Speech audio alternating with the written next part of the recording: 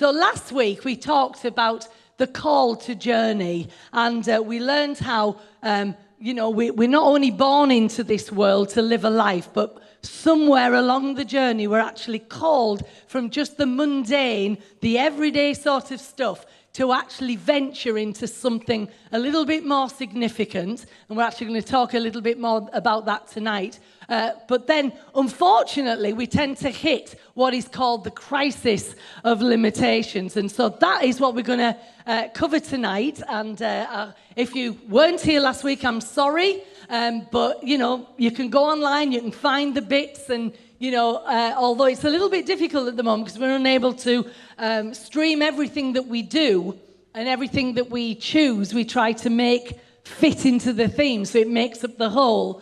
And, that's causing a little bit of a problem for us. But never mind, we still, believe that the message that we're getting out there is good. One thing I want to just make very clear is that some people, say, well, this is church and, you're not talking about Jesus and quote the Bible and this, that and the other. And, it can be sort of looked upon as though that we're doing something wrong, when actually what we feel at Q we are doing is taking a very holistic approach to everything. Because, when all's said and done, a violin, if you play one string, violins aren't particularly nice on their own anyway, but a violin, if you play one string, it's pretty awful.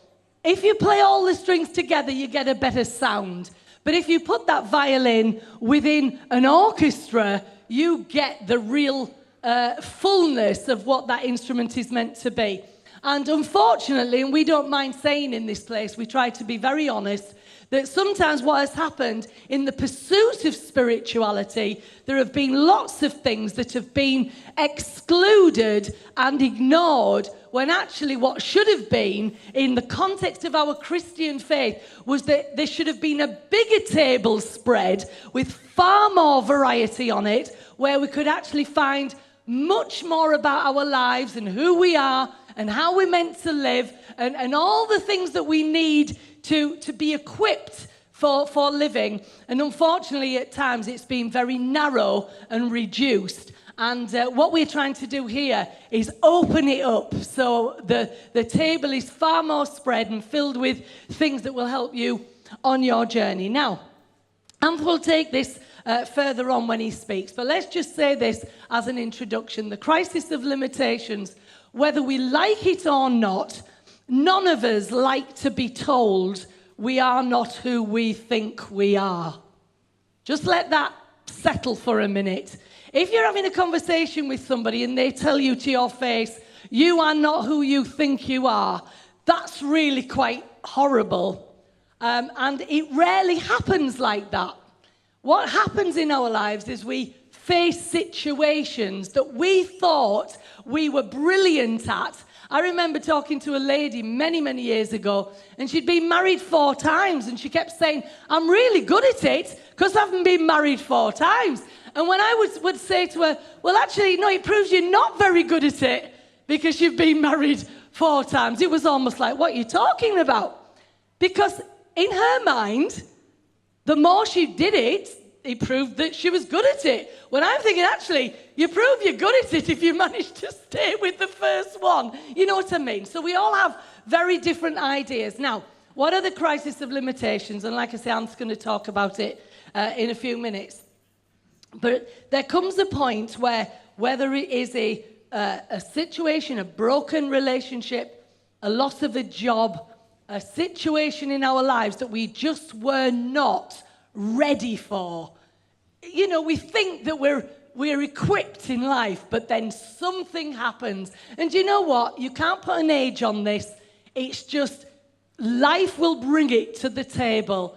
And we have an opportunity at that moment to make a conscious decision to literally journey to the innermost parts of who we are, to actually find out the real me. Now, I'm going to read you something if it hasn't gone off my phone. Oh, it hasn't. This is great.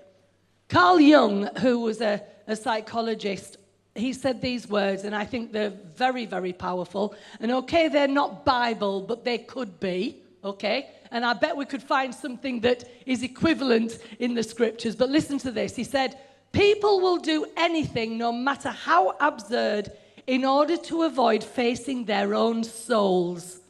One does not become enlightened by imagining figures of light, but by making the darkness conscious. Now, again, we've said that in other Q meetings, that what Christianity has done is tried to obliterate the darkness and say, look, just light, light, light, light.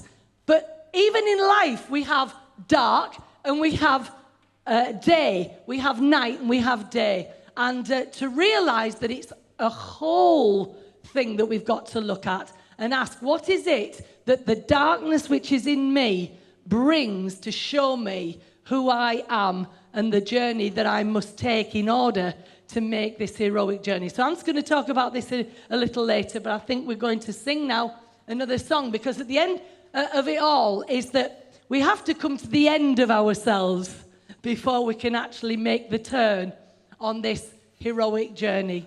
So. Okay, last week we talked about this first part of this three things that all of life is really based on, and of course, for those who are creative and artistic, they have latched onto the issue of these three elements of life, and we know it a lot in the form of a three-act play. And we don't always see it as the three acts, but it's the framework Hollywood uses, it's the framework authors use, it's the framework playwrights have used, because it's a reflection of what happens in life. And last week we talked about the first phase, the upward journey, the upward line of that series of three things, which is known as the heroic journey, the time of dreaming, the time of being excited, moving forward, but it's also a time of ego. It's time when you are the center of your own story, the star of your own play. And the problem is that is important, but if only that goes on, it can cause some problems. And I'll explain where the turn comes in a moment, but it brings us to this second phase, which is known as the crisis of limitations. It's the name given to that part of our journey when we suddenly or gradually discover we may not be who we think we are and may not be able to do what we think we can do. It's where the journey changes from outward pursuing to inward searching. It turns to a question of true identity and meaning. For me, this particular part of our conversation around these things is, I find very personal, very poignant, very painful, and the most difficult of the three for me to talk about. Whether this thing happens to us fully conscious, and whether it can be verbalized or not, it begins to trigger within us an appropriate sense of one's boundaries. And it's a healthy thing to suddenly realize that there are issues of life that we have to address on the inward. Now, here's the thing, to truly know God, it is God that calls us really on this journey of wholeness, and it's about understanding Him and understanding us and understanding what is the end of it, which is coming into wisdom's journey. Now, I want to just read something. It's easier for me to read this than to say it. I remember all too well back in almost this exact time in 2003, I was perceived by many to be relatively successful, and yet my world came crashing down around me, and I feared that I would lose everything that I'd spent my life building up to that time. What happened is not important. What it did to me is. I remember collapsing in a heap in our kitchen and crying out, "Help me, Jesus. I don't know what to do." My heroic journey of cleverly masked self-absorption and egocentricity was at a crossroads. I could have carried on blatantly disregarding all that life was telling me. I could have shut out the pain, excused myself from reality, and carried on as though all was the same, but it wasn't. Carrying on in disregard would have been a supreme act of foolishness. In my life, the old images were fading before my very eyes. I was about to face the challenge of the part of life's journey known as the crisis of limitation. It begins the moment we come face to face with the sense of our own limitations and the search for our true identity. It finds its example biblically in the story of the two sons in Luke 15. One is known as the prodigal, but they were both really a problem. And the issue with those two sons is that one son found he couldn't stay where his father was, and he asked for his inheritance, and he cleared off to a distant country and had to come to a point where he realized that what he had received being part of the father's house, when you leave the father's house, doesn't last forever, because the inheritance you were given runs out when you leave the house you were given it. I wish some people would learn that lesson and they would save themselves a whole lot of pain. And then the older brother, he stays in the house because he's so full of his own darn goodness and his own ability and his own sacrificial giving to the house, so full of that. His ego trip is, I'm better than my brother. I've never lacked anything. I've always worked hard. I've done everything. But he was distant from his father. He had to come to a moment of realization that all his goodness was simply making him bitter and resentful and not whole. There's another little story there as well in Luke chapter 12 of a man who it says was doing pretty well. And thank God for people doing pretty well. It's always wonderful to do pretty well. But the problem is, as he was doing well, he thought, what I'll do in life, I'll just make more stuff and I'll build bigger barns and I'll put all my stuff in the barns and then I'll say, I'm okay because look at what I've achieved and my barns are full of stuff. But there's a wonderful verse there because it says that the master, or God said to him, you fool, this night your soul will be required of you. Now, the New International Version wrongly translates that to say that tonight you'll die. I don't think it's got anything to do with him dying. I think that he's going to have an encounter with his soul in that night. Your soul will be required of you. Something much deeper than your stuff and your performance and your extravagance and also your arrogance, all that stuff is going to be required of you. And here's what it says, so is he who lays up treasure for himself and is not rich towards God. I want you to be rich towards God. You can think you can party your way out of this. You think you can work your way out of this. You can think you can spend your way out of it. But the truth is you can't. The great challenge which determines whether we make a turn towards wisdom's journey or carry on like a fool is one of self-identifying with either the shadow self or the real self. It comes as a shock to many of us to realize that we're more focused on the shadow self than the real self. The problem with shadows is this. If you put a light close to a mouse and look at it on a wall 100 feet away, the mouse is bigger than an elephant. And the problem is if the mouse begins to believe it's bigger than the elephant, it will do things and try to do things it was never designed to do because it's living in an illusion. And all of us struggle with honesty. I've dealt with many people in my life who have said, I just want you to be honest. What they mean is I want you to be honest about you. But guess what happens if you're honest about the person who says, I just want you to be honest? Because the truth is we live with our shadow and we can't accept it. And yet the way to freedom in this crisis of limitations is when we honestly face ourselves. The truth is you're set to become an old fool if you don't regard the signs. Those of you determined to carry on your merry way, insisting on keeping your self-assessment intact regardless of the signs, you're set to become what is known as an old fool. One who just doesn't get it and resists any attempt to interrupt your false self-fantasy and what life is trying to tell you. You are desperately shallow while thinking yourself deep. And it's not bad to admit sometimes I'm shallow and not deep. I've come to some realization. It was shocking for me today because the more I thought about this, I wrestled with my inner being and thought, really, in essence, have I really moved out of this place of limitation yet? Have I really engaged with wisdom's journey? Am I really still struggling to face the inner part of me and to be honest about the inner part of me, to really receive what it is that I need to change to become the person that I need to be in dealing with the things that have brought me to this place? The truth is, though, that in love, we're all being called to make the turn to the path that leads to wisdom and to rebirth. There's an invitation to a better way if only we'll take it.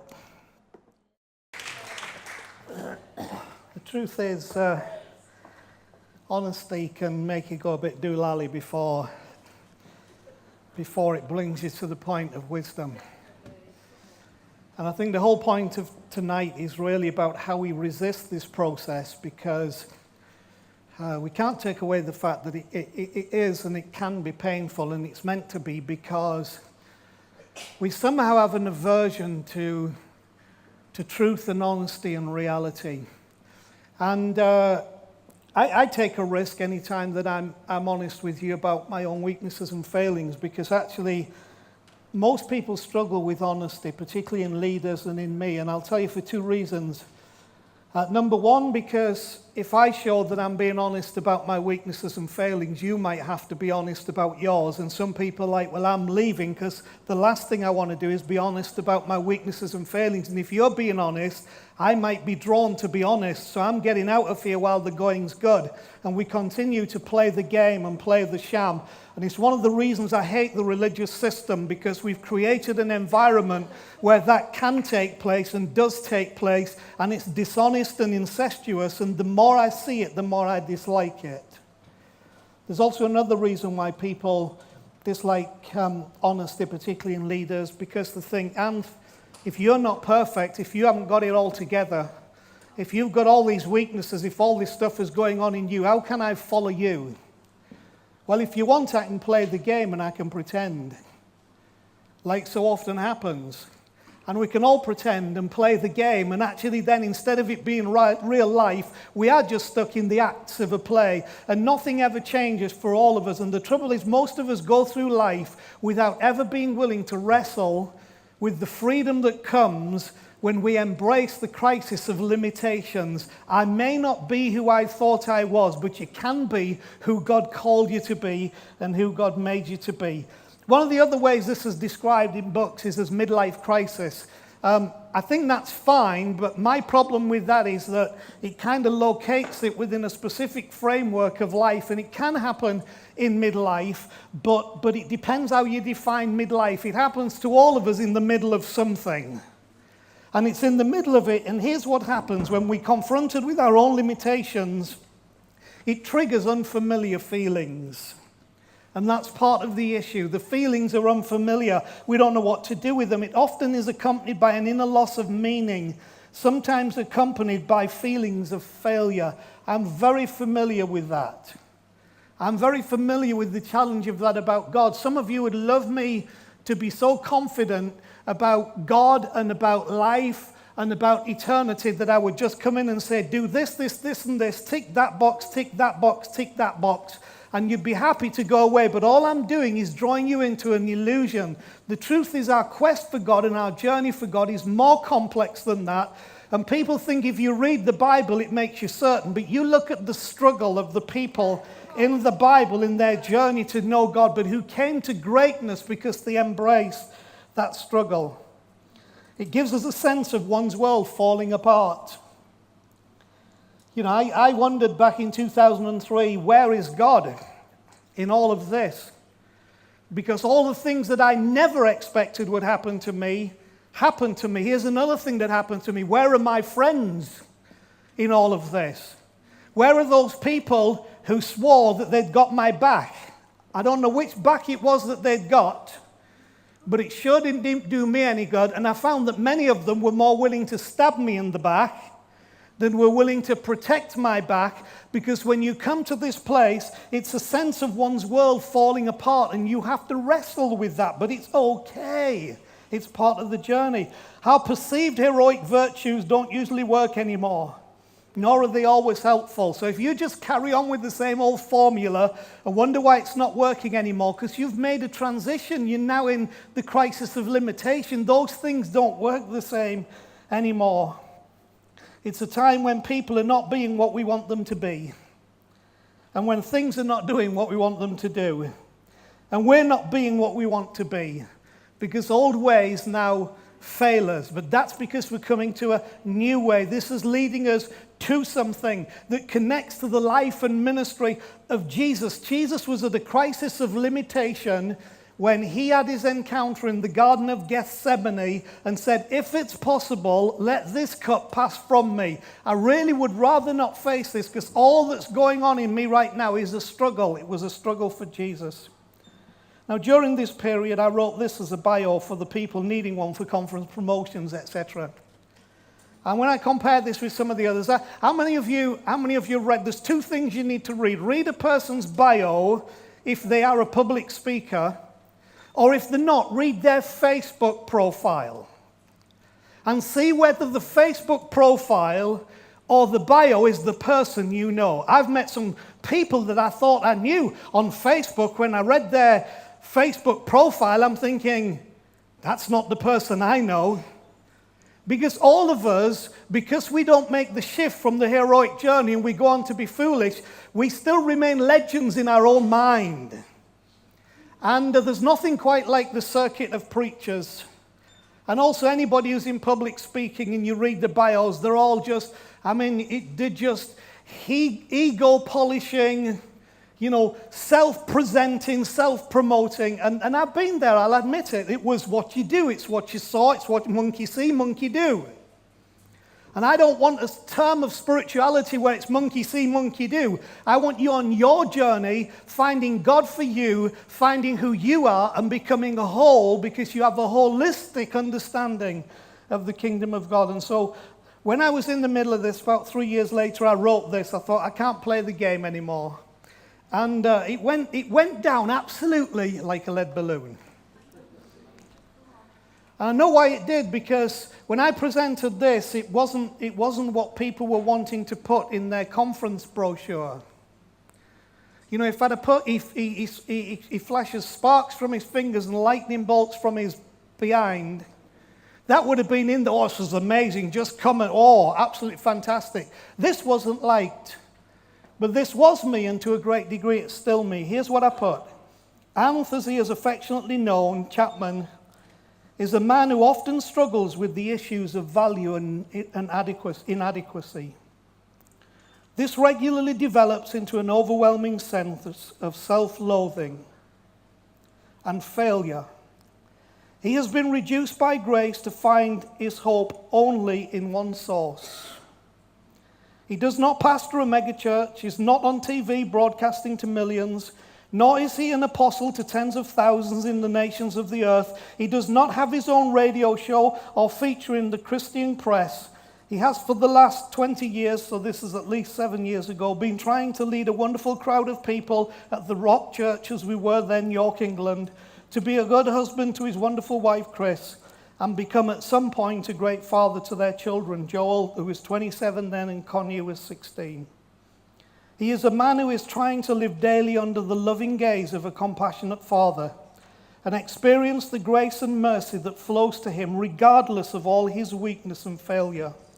He is a man locked into discovering in each moment the relentless tenderness of Jesus, hoping that each day Christ might be proud to write his signature over his life. You see, our resistance to the pain of the inward journey often triggers in us not a humility, but multiple attempts to regain power and control by whatever means we can use. And within the sense of loss, we tend to begin apportioning blame. It's his fault, it's your fault, it's their fault, it's the marriage's fault, it's the church's fault.